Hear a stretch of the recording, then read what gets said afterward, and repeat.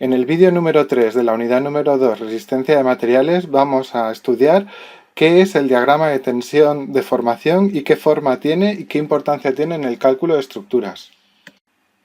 Para poder aplicar los principios de la resistencia de materiales a las estructuras, necesitas conocer algunas características de los materiales que componen dichas estructuras, como por ejemplo su módulo de deformación o módulo de Young E.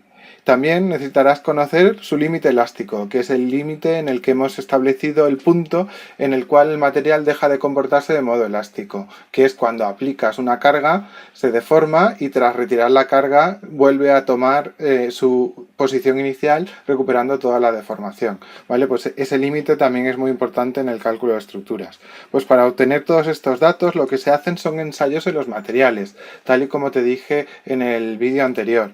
Estos ensayos pueden ser de compresión, de tracción, de flexión, de cortadura, de diferentes maneras según lo que busques y según el material que estés analizando. Por ejemplo, los ensayos de tracción son importantes en los materiales dúctiles. Por ejemplo, un material dúctil es el acero.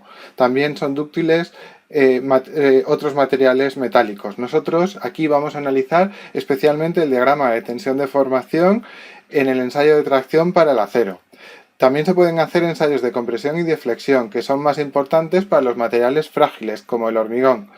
También vamos a comentar un poquito cómo es el diagrama de tensión de formación del hormigón y veremos que el hormigón no es exactamente un material elástico en ninguna fase, mientras que al analizar el ensayo de tensión de formación en el acero sí que veremos que el acero es completamente elástico en una primera fase. Ahora lo vamos a ver y vamos a analizar esos diagramas. Para realizar el diagrama de tensión de formación del acero, primero, lo que vamos a necesitar es una máquina de ensayos. Aquí ves una de esas máquinas, el ordenador que crea en esta pantalla crea el diagrama de tensión de formación y lo que ves aquí es un elemento que es una probeta que va a ser estirado, traccionado hasta la rotura, para así ir representando en el diagrama la evolución de las tensiones y las deformaciones que va sufriendo esa probeta a lo largo del tiempo. La representación del diagrama tensión-deformación se realizará en los ejes X e Y, de manera que en el eje X se va a representar la deformación y en el eje Y se va a representar la tensión. Aquí ves una ampliación de esto, de la probeta. Esta es la probeta de acero antes de que rompa y aquí ves la misma probeta una vez que ha roto, que es el final del ensayo. Vamos ahora a ver cómo es la estructura de ese diagrama de tensión de formación en el acero. Antes de ver el diagrama, vamos a recordar qué es lo que se dibuja. Como te he dicho, se dibuja un diagrama de manera que vamos a representar los dos ejes coordenados.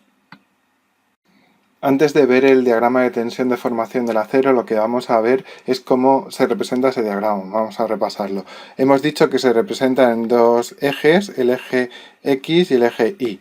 Pues aquí estoy dibujando los dos ejes. En el eje de las X vamos a dibujar las deformaciones unitarias, mientras que en el eje de las Y vamos a representar las tensiones. Lo que vamos a hacer es someter a una probeta a diferentes valores de fuerza, cada vez crecientes, cada vez más crecientes, y vamos a ir midiendo cuánto se deforma. Un ordenador va a transformar esas fuerzas en tensiones dividiéndola por el área y va a ir midiendo lo que se deforma la probeta, de manera que va a ir tomando valores y va a tomar una tensión 1 y una deformación 1, una tensión 2 y una deformación 2, y así va a ir obteniendo puntos que luego va a ir uniendo. Esos puntos van a dar una recta en un tramo, este tramo será el elástico y en el resto pues va a dar otra forma que son tramos no elásticos. Vamos a verlo ahora en una representación más exacta que la que yo he hecho aquí de manera rápida.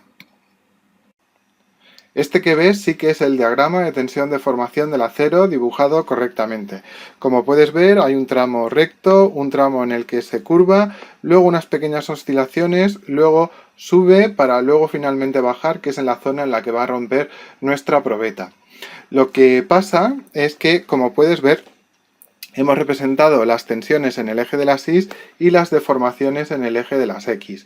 Lo que hemos hecho es a la probeta ir poco a poco tensionándola más y más. Por ejemplo, para una tensión bajita por aquí hemos obtenido esta deformación y esto es un punto que hemos representado. Así sucesivamente hemos ido obteniendo tensiones más altas y deformaciones más altas y obteniendo puntos intermedios.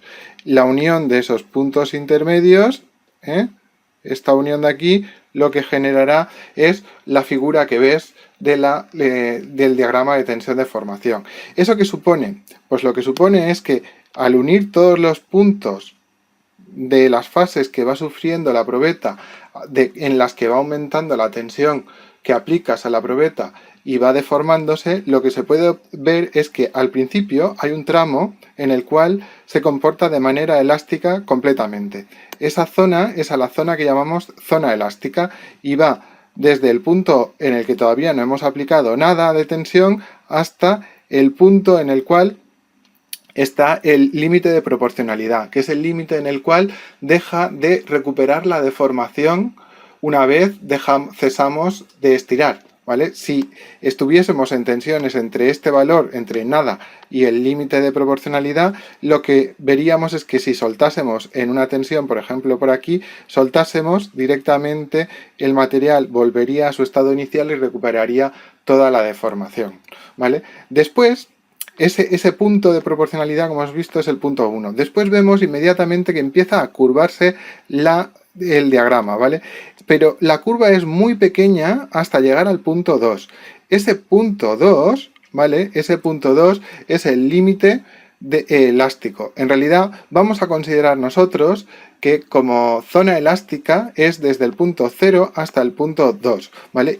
Vamos a suponer que también en esta pequeña zona, que aunque se curva el diagrama, vamos a suponer que es recto.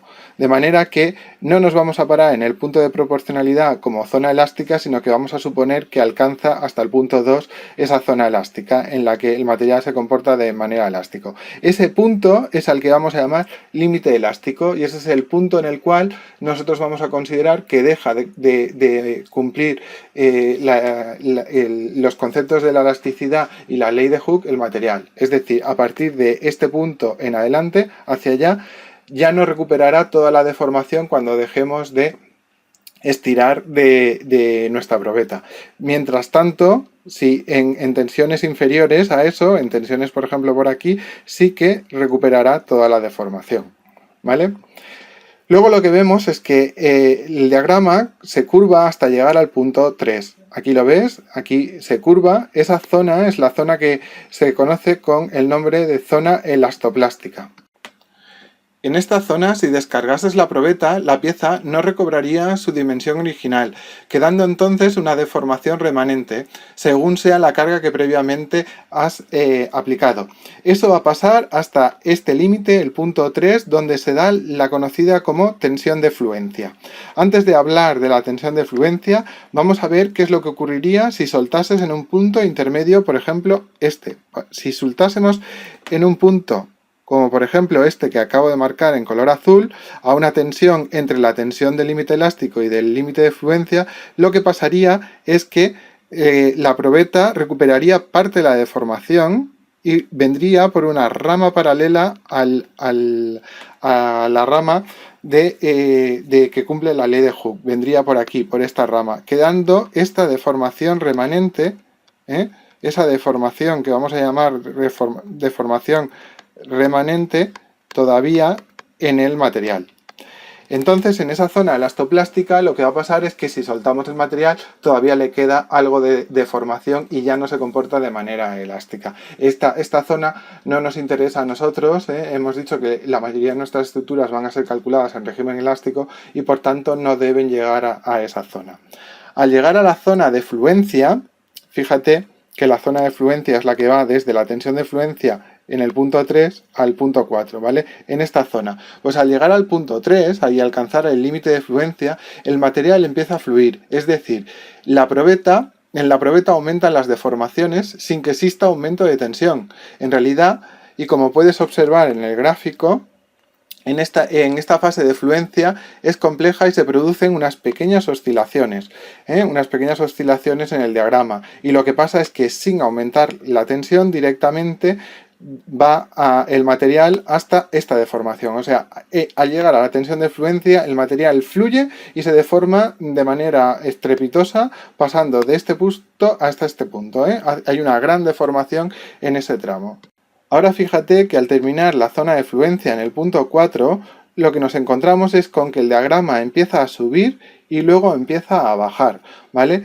Empieza a subir hasta el punto 5 y a esa zona le llamamos zona de endurecimiento, y finalmente desde el punto 5 hasta el punto 6, que es la zona en el punto en el que rompe nuestra probeta, esa zona le llamamos zona de estricción. Vamos a analizar qué es lo que pasa en todo este tramo. Primero, en la zona de endurecimiento. En la primera parte, la zona de endurecimiento, lo que ocurre es que como consecuencia de la fluencia, el material fluye y sufre una reorganización de los cristales que lo forman, y esto hace que el material pueda aumentar su resistencia. Tal y como ves en el diagrama, el material aumenta su resistencia porque en esta fase ha ido reestructurándose el material y haciéndose más resistente. Por esa razón es que el material es capaz de aguantar tensiones superiores hasta llegar a este punto 5, en el que definimos como límite de rotura, porque es el punto más alto de tensión que puede alcanzar el material. Pero fíjate que a cambio lo que le pasa al material es que se ha deformado muchísimo. Evidentemente estamos en una zona en la cual el material no recupera toda su deformación, y si por ejemplo soltásemos en el punto 5, lo que pasaría es que se movería en una rama paralela a la rama elástica y quedaría toda esta deformación de aquí a aquí remanente, ¿eh? Eso no nos interesa, por eso nosotros no vamos a establecer que nuestras estructuras se muevan en esta zona de normal, ¿eh? Para nosotros solo se van a mover en la zona elástica, que va desde 0 hasta 2. Vale, pues luego nos queda la zona de estricción. La zona de estricción, lo que ocurre es que que una vez alcanza la probeta la tensión máxima o tensión de rotura, lo que pasa es que la tensión disminuye. Aun disminuyendo la tensión, aumentan las deformaciones. Fíjate que aun disminuyendo la tensión, empiezan a aumentar las deformaciones de manera muy rápida. En ese momento, lo que le pasa a la probeta es que la probeta empieza a generar una estricción más o menos en el centro de la probeta, y finalmente la probeta lo que hace es romper. Yo te recomiendo que vayas al libro en esta ocasión y que veas la estricción. También puedes verlo en vídeos, este ensayo, y podrás ver mejor de lo que estoy hablando. En el punto 6 la probeta rompe. De manera que, como resumen, ten en cuenta que para nosotros lo importante es movernos en esta rama solo, y que de aquí a aquí casi siempre los ingenieros obvian que el material todavía tiene más resistencia para usar, y lo que hacen es utilizar el material solo hasta el límite elástico, de manera que se aseguran que cuando sueltan la carga directamente el material vuelve a su estado inicial, y no como en estas situaciones, que si tirásemos hasta esta tensión el material volvería por aquí y quedaría toda esta deformación remanente del material. Pues esto lo rechazan en general los ingenieros, aunque no siempre. En internet puedes encontrar muchos vídeos de ensayos de tensión de formación del acero y de otros materiales. Yo te recomiendo que busques en YouTube el ensayo de tracción, resistencia de materiales, que está alojado en el canal Ciencia Explicadas Channel, y que veas ese vídeo, porque en él verás cómo evoluciona una probeta sometida a un ensayo a la vez que se representa el diagrama tensión de formación de dicha probeta. Aunque esta parte es un para saber más en el libro, lo que vamos a hacer es explicarte un poquito qué es el proceso de endurecimiento mecánico de un acero. Esto no es algo que en estructuras tenga mucho interés, pero que como material sí que hay veces que se endurecen el material acero con cierta motivación, ¿vale? Pues para hacerlo más duro y tener un límite elástico más alto, pero a cambio se convierte en un material más frágil. Fíjate que el diagrama de tensión de formación habíamos dicho que tomaba esta forma. Si nosotros llevásemos nuestra probeta, hasta, por ejemplo, el punto P con esta tensión, evidentemente tendría esta deformación que vemos aquí. Si soltásemos la probeta en ese momento, volvería por una rama sensiblemente paralela a esta, a la rama elástica, como te he dicho, volvería y se quedaría aquí, y de manera que toda esta zona se quedaría como deformación remanente. Es decir, que la probeta se habría deformado muchísimo ¿eh? Aunque soltásemos en ese punto. ¿Por qué? Porque está en una zona que es ya plástica, ¿vale? Solo es elástica en esta zona y solo en esta zona recupera la deformación completa. Bueno, pues si obvias toda esta parte del material una vez sometido a esa tensión y te quedas solo con esta parte, lo que observarías es que esto es lo mismo que esto, obviamos toda esta parte de aquí y lo que nos quedaría es que al volver a cargar el material, el límite elástico habría crecido. Pero en cambio, la rotura estaría muy cerca. En cambio, la rotura, que es este punto, estaría muy cerca del límite elástico. Esto es una manera de hacer que un acero sea más resistente, aguante más tensión, pero sin embargo lo conviertes en un material muy frágil, porque la tensión elástica y la tensión del límite elástico y la tensión de rotura están tan cerca que con poco que más que le pongas de carga directamente rompe el material. Sin embargo, el material acero, si no lo tratas mecánicamente, es elástico hasta aquí y tiene toda esta zona de plasticidad, de manera que el material es muy dúctil porque tiene todo un camino muy largo antes de producirse la rotura, mientras que si has endurecido mecánicamente el material como aquí y vuelves a cargarlo, estos materiales endurecidos tienen la tensión del límite elástico y de rotura muy cerca y por tanto tienen una rotura muy frágil, rompen enseguida, mientras que los materiales dúctiles rompen con el tiempo, avisan antes porque tienen todo este proceso en el cual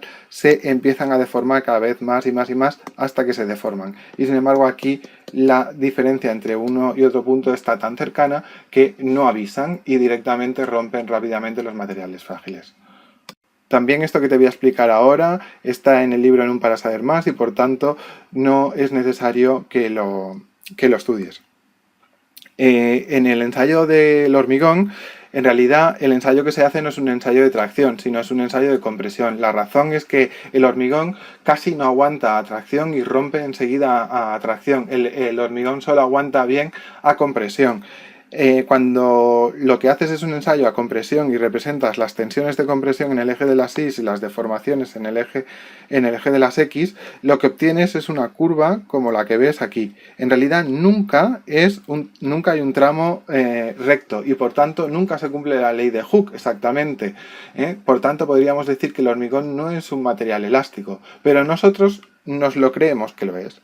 ¿Por qué? Porque así las ecuaciones que se pueden usar son sencillas y derivadas de la ley de Hooke. Y lo que hacemos es que tomamos diferentes módulos de elasticidad. Pues por ejemplo, podemos tomar un módulo de elasticidad y suponer que la recta es esta tangente en el punto inicial, ¿vale? También se pueden definir otros módulos de elasticidad como esta que une este punto inicial con este punto M y esa se le llama el módulo de elasticidad secante. En realidad todas estas cosas, ya te digo, no son importantes para nosotros en este curso, pero lo que sí que es importante es que entiendas que el material hormigón, a diferencia del acero, no es un material elástico, aunque nosotros lo hacemos tratar como un material elástico. O sea, le forzamos a ser elástico cuando no lo es, le hacemos mentir y creamos una recta ficticia aquí para hacer y generar que los cálculos sean sencillos y podamos utilizar las leyes de Hooke en el hormigón en ese tramo, porque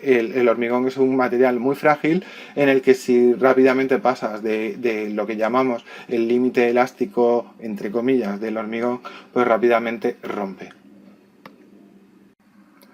Seguro que alguna vez has oído hablar del coeficiente de seguridad. Seguro que te has montado en un ascensor y alguien ha dicho el límite de este ascensor son 300 kilos y alguien ha sonreído y ha dicho no te preocupes que tiene un poco de coeficiente de seguridad. Bueno, pues ese coeficiente de seguridad es un poquito más de carga que podría aguantar en las estructuras. Nosotros calculamos una estructura para que pueda aguantar, por ejemplo, una carga de 1 tonelada y lo que hacemos es en realidad no calcularla para 1 tonelada, sino para un poquito más por si acaso aparece algo, un valor más grande de la acción o por si hemos supuesto que ese hormigón tiene un límite elástico determinado y resulta que finalmente tiene un límite elástico un poquito inferior al que habíamos supuesto. Bueno, pues nosotros vamos a definir una tensión admisible y un coeficiente coeficiente de seguridad para todos los materiales. Y vamos a decir que la tensión máxima a la que podemos someter un material va a ser la tensión límite del material, que será normalmente el límite elástico, partido de un coeficiente al que vamos a llamar coeficiente de seguridad. Este coeficiente toma un valor mayor que 1. De manera que si, por ejemplo, en un acero habíamos dicho que el límite elástico era 500 newtons milímetro cuadrado, nosotros lo que vamos a hacer es dividir el valor de ese límite elástico por cierto valor superior a 1. O sea que no vamos a tomar 500, sino que vamos a tomar un poquito menos de 500. ¿Por qué? Porque hay cierta incertidumbre sobre si de verdad es 500. A nosotros en laboratorio, sobre una muestra determinada nos dio 500, pero todos los aceros que nos llegan a la obra tienen 500. Pues más o menos. Por este más o menos lo que hacemos es reducir un poquito esa tensión máxima admisible y hacemos que el límite elástico lo reducimos gracias a ese coeficiente de seguridad. De esa manera estamos más seguros y tenemos más seguridad sobre nuestras estructuras. Al igual que esto lo hacemos sobre los materiales, o sea, lo que hacemos es reducir la tensión que aguanta un material porque tenemos cierta incertidumbre, pues también tenemos incertidumbre sobre las acciones que se aplican en las estructuras. Nosotros sabemos que de verdad sobre una estructura solo llegarán las acciones que hemos supuesto. Pues no lo sabemos. Creemos que serán esas y esperamos que sean esas, pero ¿y si llega una acción un poco mayor de la que hemos supuesto según las normas que te he explicado en la unidad 1? Pues lo que hacemos para evitar eso es aplicarles otro coeficiente de seguridad, pero en vez de al material, a las acciones. Y ese coeficiente de seguridad lo que hace es multiplicar las acciones. Por ejemplo, las acciones permanentes las vamos a multiplicar por 1,35, es decir, las vamos a incrementar en un 35%, mientras que las acciones variables las vamos a incrementar en 1,5. O sea, las vamos a incrementar en un 50%. ¿Y por qué hacemos eso? Porque no estamos seguros de que los límites que marcan las normas son las acciones que van a llegar como máximo a nuestras estructuras. Y eso lo vamos a hacer para analizar si nuestras estructuras rompen o no rompen. Y luego, para analizar qué deformación sufren, porque eso también hay que limitarlo, o qué fisuración sufren, porque eso también hay que limitarlo, pues simplemente lo normal es que multipliquemos las acciones permanentes por 1 y las acciones variables por 1, o sea que las dejemos como están. Fíjate que lo que vamos a hacer es que las acciones las vamos a mayorar, las vamos en rotura, las vamos a mayorar las permanentes en un 35% y las variables en un 50% para tener más seguridad. Sobre las que marca la norma las vamos a incrementar. Mientras que en los materiales lo que vamos a hacer es minorar, vamos a dividir por un coeficiente de seguridad, vamos a hacer que el material aguante menos, porque no nos creemos que lo que nos ha salido del ensayo de tensión de deformación sea exactamente lo que todos los aceros van a cumplir. ¿Todos los aceros van a cumplir que el límite elástico sea no sé qué valor? Pues no, no todos. Como tenemos cierta incertidumbre, vamos a dividir ese valor para estar del lado de la seguridad. Por ejemplo, en los aceros estructurales, el coeficiente de seguridad suele estar entre 1,15 y 1,05. Normalmente se toma 1,15, ¿vale? Para un acero de límite elástico de 275 newtons milímetro cuadrado, ¿vale? Esto lo veremos estos son materiales que se usan en estructuras. Lo normal sería dividir ese 275 entre 1,15. Yo te voy a proponer que lo dividas entre 1,05 porque el coeficiente de seguridad del hormigón es 1,50 y así son fáciles de recordar. Si recordamos, por ejemplo, este valor 1,05, pues el límite que nosotros vamos a tomar no es el límite elástico del acero, no es 275, sino que vamos a tomar ese partido de 1,05 o mejor en realidad de 1,15. Y entonces lo que vamos a tomar es un valor un poco menor. Sin embargo, para el hormigón, que es un material que se fabrica en obra y que tiene mucha más incertidumbre en su fabricación porque depende de si hace frío, si hace calor, de si le aportas más agua o menos o cosas así, entonces es más variable el hormigón. Fíjate que el coeficiente de seguridad es mayor y por tanto la tensión admisible que vamos a considerar es menor que en el caso del acero, y eso es debido a que el hormigón es un material que tiene mucha más incertidumbre que el acero. En resumen, vamos a usar coeficientes de seguridad que mayoran las acciones y que minoran los materiales, y de esa manera estaremos más seguros de que nuestras estructuras aguantan tanto las acciones que van a llegar como cualquier cosa que le afecte. De nuevo recuerda que puedes practicar con las cuestiones y ejercicios de autoevaluación de la unidad 2 que puedes encontrar al final del libro. Puedes volver a practicar con las cuestiones que van de la número 13 a la número 20 y repasan todas las zonas que tienen el diagrama de tensión de formación del acero. Te recomiendo que las hagas una a una y que las pienses con detenimiento. Yo voy a resolver la cuestión número 23, porque las cuestiones de la 21 a la 23 van en torno al concepto de coeficiente de seguridad y voy a resolver esas. Primero haz tú las anteriores y después haz de la 21 a la 23 también. ¿Cuál de las siguientes afirmaciones sobre el coeficiente de seguridad sobre los materiales no es cierta? A. Es siempre un valor mayor o igual que la unidad. Eso es cierto. Recuerda que hemos dicho que el coeficiente de seguridad siempre tiene que ser mayor que la unidad. Vale. B. Se obtiene de cálculos estadísticos y probabilísticos. Pues también, esto es verdad, Se hacen diferentes ensayos y se ven y cálculos y se ven cuál es estadísticamente el valor que se ha de tomar para ese coeficiente de seguridad para que haya un nivel de confianza bueno de que no va a fallar la estructura debido a que aparezca una carga más grande o lo que sea, ¿vale? También nos dice la C, aumenta el límite elástico del material. Pues no. Exactamente, aquí está el error. Lo que hace en realidad es dividir al límite elástico con un número mayor que 1 y por tanto disminuye el límite elástico del material y la tensión admisible, por tanto, de cálculo es un poco inferior. El error estaba aquí en la C. O sea que la respuesta en este caso es la C. Y luego nos dice que disminuye la tensión límite del material como método de tener cierta seguridad ante los posibles fallos debido a las incertidumbres con las que se calcula una estructura. Y evidentemente esta era verdad.